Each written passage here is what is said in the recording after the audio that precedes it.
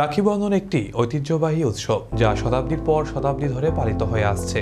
এটি একটি হিন্দু উৎসব হলেও বর্তমানে বিভিন্ন ধর্ম ও সম্প্রদায়ের মানুষ এই উৎসব পালন করে, যা সমাজের ঐক্য ও সম্প্রীতির বার্তা দেয়।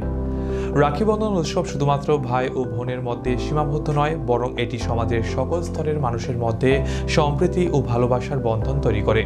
এই রাখি বন্ধন উৎসবের জন্য প্রত্যেক বছরই অপেক্ষা করে পশ্চিম নোয়াবাদী এলাকাবাসী, যেখানে হিন্দু মুসলিম উভয় লোক একত্রিত বসবাস করেন। প্রত্যেক বছরই এরকমভাবে এই রাখি পূর্ণিমা উৎসব উদযাপন করা হয়।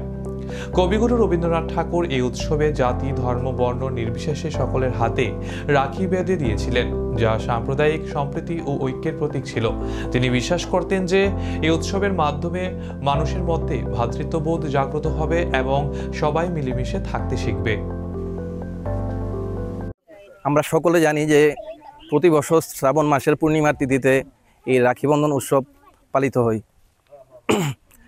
এটি বোন তাদের ভাইদের হাতে রাখি বেঁধে দেয়।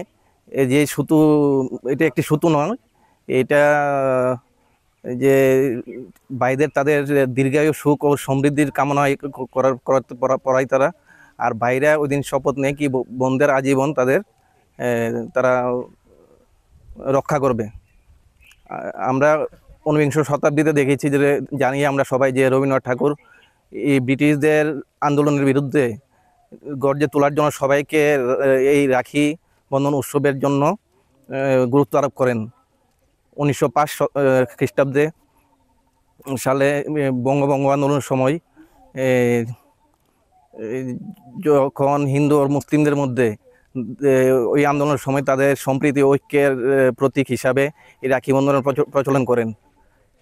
এরই অঙ্গ হিসাবে প্রত্যেক বছর নেই আমরা পশ্চিম নোয়াবাদী ও লাড্ডুচুমনি যুবকবৃন্দের একাংশ মিলে যে আজ এলাকার সকল সম্প্রদায়ের মধ্যে যে আমাদের প্রতি বছর সম্প্রদায়ের মধ্যে তাদের সম্প্রীতি আরও সুদৃঢ় করার লক্ষ্যে এবং